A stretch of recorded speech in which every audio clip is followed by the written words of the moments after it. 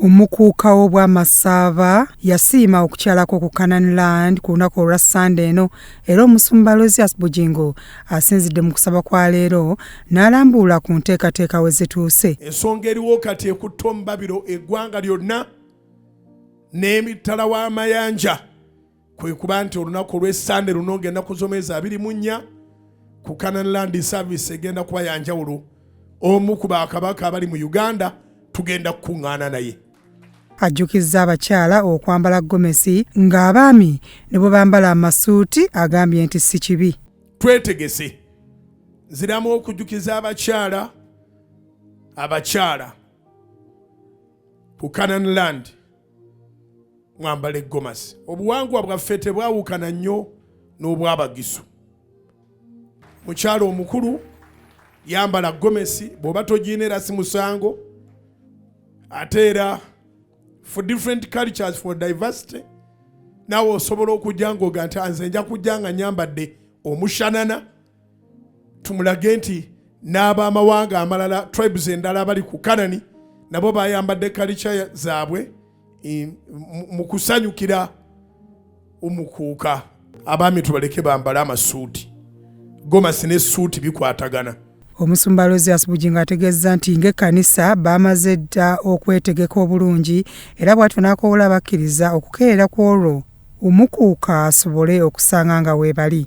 Gwe mulundi ogusooka nga tukyazizza omuntu omunene bw'atyo mu Bwakabaka, kabaka yennyini nga yasituse. N'olwekyo kigenda tuwa experience ennungi,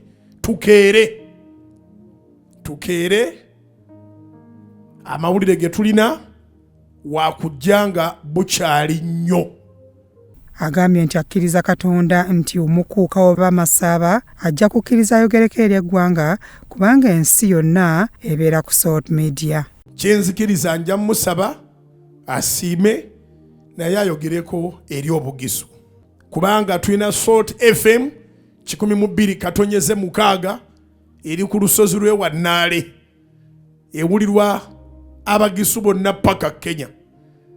So bw'anaaba asiimye mu njiri yaffe ya Sande era ajja tuwayo speech. Atangazizza ku ky'abantu abalowooza nti bakabaka tebasaba n'ategeeza nti endowooza eyo nkyamu.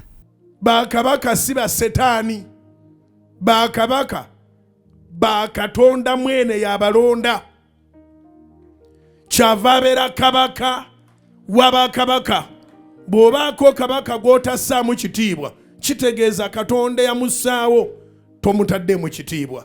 Yeebazizza omukulembeze w'eggwanga Yoweri Kaguta Museveni olw'okkomyawo obukulembeze obw'ennono obwali bwaggyibwawo abakulembeze abaaliwo. Kyekyalema Obote yalemererwa okukkiriza nti Muteesa w'amaanyi bw'ayitawo abantu bajja kuggwaayo ate ye bw'ayitawo tebajja kwenkana ba Muteesa.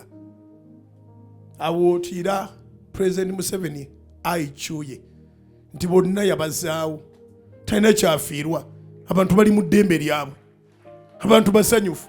Byatumwebaze Godfrey akuyita mu kusaba kwa Independence Night ng'ennaku z'omwezi 26 Septemba mu kisaawe Kololo.